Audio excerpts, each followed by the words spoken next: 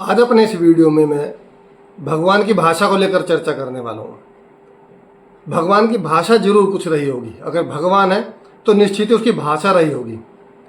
और अगर हमें भगवान की भाषा को समझना है तो उससे पहले हमें इन धर्मों को, जो दुनिया में धर्म चल रहे हैं, इन सभी को बहुत ध्यान से समझना होगा। अब आप देखिए, कोई भी धर्म कभी भी आपको अपनी किताबों के बारे में सवाल उठाने के लिए आपको नहीं कहेगा। धर्म बल्कि इसके विपरीत आपको डराएगा। धर्म के अकॉर्डिंग जो किताबों में लिखा है उसको आपको मानना ही पड़ेगा, चाहे वो कितनी भी गलत बात क्यों ना लिखी हो, आपको उसे कबूल करना ही है। यही धर्म है। अगर आप उसको कबूल नहीं करते हैं तो आप अधर्मी हैं। सीधी सरल परिभाषा है धर्म की कि अगर आप धर्म की लिखी किताबों को मानते हैं तो आप धार्मिक हैं। अगर आप धार्मिक किताबों को नहीं मानते हैं या उन पर सवाल उठाते हैं तो आप अधार्मिक हैं। सभी धर्मों के जो खलीफा हैं या ठेकेदार, मेरी भाषा में, वो हमेशा ये कहते हैं कि जो किताबों के अंदर लिखा वो मानिए, क्योंकि वो कभी ये नहीं कहेंगे कि किताबें उन्होंने लिखी। हर एक धर्म में जो संदेश दिया जाता है वो ये दिया जाता है कि किताबें या तो उनके ईश्वर ने सीधी उनको भेजी हैं या फिर उनको वो ज्ञान दिया और उन्होंने उसको लिखा है।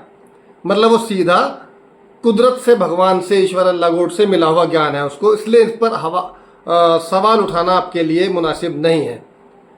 ये बातें पहले कह दी जाती हैं तो सवाल उठने का तो मतलब ही नहीं होता। इसलिए मना कर दिया जाता है कि धार्मिक किताबों पर आप या धर्म पर आप सवाल नहीं उठाएंगे, क्योंकि ये किताबें किसी इंसान ने नहीं लिखी, ये सीधे इनको परमात्मा ने लिखकर भेजी है। इस सब के अलावा ये लोग ये भी कहते हैं कि भाई भगवान तो एक है, ईश्वर एक है, कोई किसी भी नाम से ले, किसी भी नाम से पुकारे, लेकिन वो एक है। तो अगर वो एक है तो उसकी भाषा अलग अलग कैसे है? आखिर क्यों जीसस को गॉड ने जो बाइबल भेजी उसको इंग्लिश में ही समझाया? वो फारसी में भी भेज सकता था। हिंदुओं के जो ग्रंथ आए वो संस्कृत में ही क्यों आए? यहाँ पर पाली प्राकृत भी थी इस देश के अंदर, उसमें भी आ सकते थे। अल्लाह ने जो मोहम्मद साहब को किताब भेजी वो फारसी में ही क्यों भेजी? उसको वो इंग्लिश में भेज सकते थे। क्योंकि अगर भाषा एक है, भगवान एक है, तो निश्चित उसकी भाषा भी एक होगी। अब अलग अलग धर्म में, जिस धर्म में मैं हूँ, जिस भाषा को मैं जानता हूँ, सिर्फ उसमें मेरा भगवान मुझे भेज रहा है। दूसरे धर्म वाले उसको मान नहीं रहे, दूसरे धर्म वालों को उसकी भाषा में भेज रहा है। तो यह कंट्रोवर्सी क्रिएट होती है कि जो भगवान है, जो सृष्टि करता है, तो वो तो एक ही है। उसने फिर सबको अलग अलग उनकी सुविधा के अनुसार किताबें कैसे दी? और ये बात मैं क्यों कह रहा हूँ? इस बात को समझने के लिए आपको एक बात बहुत आराम से समझनी पड़ेगी।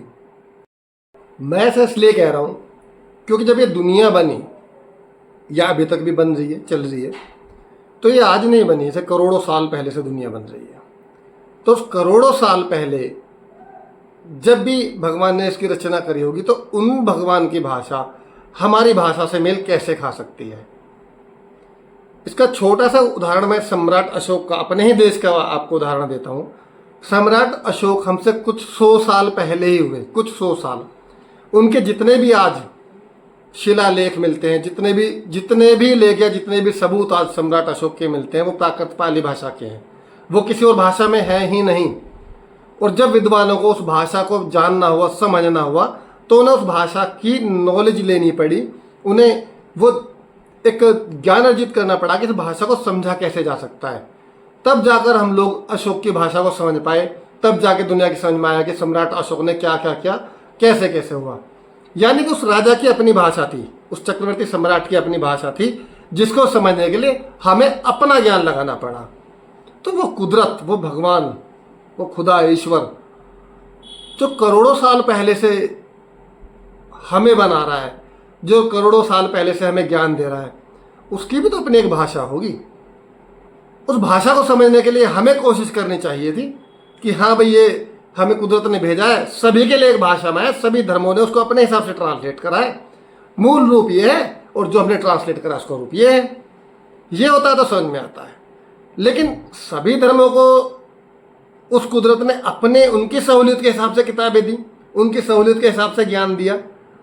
जबकि भाषाओं का तो जन्म हुआ है, भाषाओं का जन्म इंसान ने करा है, ये खुदा ने नहीं करा है, ऊपर वाले ने भाषाएं नहीं बनाई। भाषाओं का जन्म यहीं पर हुआ, लिपियों का जन्म यहीं पर हुआ। इसका उदाहरण मैं आपको हड़प्पा सभ्यता से दे सकता हूँ, जिसकी लिपि आज तक नहीं पढ़ी गई। वहां से लेकर आज तक लिपियां, भाषाएं बनती आई हैं, बिगड़ती आई हैं, चलती आई हैं, दर बदर, मतलब कहते हैं समय के अनुसार भाषाओं का निर्माण होता रहा है। और जो भाषाएं हम बोल रहे हैं, सुन रहे हैं, लिख रहे हैं, बहुत नई भाषाएं हैं, ये पुरानी भाषाएं नहीं है। तो जो पुराना है, जो करोड़ों साल पुराना है, उसकी भाषा हमसे मैच कैसे कर जाएगी? आज जिस संस्कृत को हम पढ़ रहे हैं, जिस संस्कृत में हम मानते हैं कि हमें ऊपर वाले ने भेजी है, उस संस्कृत को सम्राट अशोक के समय में कोई जानता तक नहीं था। जिस इंग्लिश की हम बात कर रहे हैं, उस इंग्लिश का भी कुछ समय पहले वजूद नहीं था। फारसी अलग है, इंग्लिश अलग है, उर्दू अलग है, संस्कृत अलग है, पाली अलग है, मतलब ऐसी तमाम कितनी भाषाएं दुनिया के अंदर बोली जा रही हैं, लेकिन किसी का कोई मेल नहीं है आपस में। सभी के ग्रंथ अपनी सुविधाओं के अनुसार बनाए गए हैं। तो दोस्तों, मेरा आज का वीडियो में जो संदेश देने का मकसद है वो यही है कि भाषाओं के आधार पर अगर भगवान का विभाजन करा जा रहा है तो वो गलत है। अगर आप कहते हैं भगवान एक है, तो उसकी भाषा एक रखिए, उसका संदेश एक रखिए, उसकी बातें एक रखिए। अगर आप अपनी भाषाओं के हिसाब से ऊपर वाले के क्या जो बताते कि ऊपर कोई भगवान है, उसमें अगर आप अपने अनुसार, अपनी सुविधा के अनुसार परिवर्तन करके लिख रहे हैं और फिर कह रहे हैं कि इस पर उंगली उठाना बेकार है, तो वो निहायत ही गलत बात है। या तो आप उनको इस तरीके से लिखते कि उन पर कोई सवाल ना उठा सके, या फिर आपको डर नहीं होना चाहिए कि उस पर कोई सवाल उठाए या ना उठाए, इस पर कोई फर्क नहीं पड़े।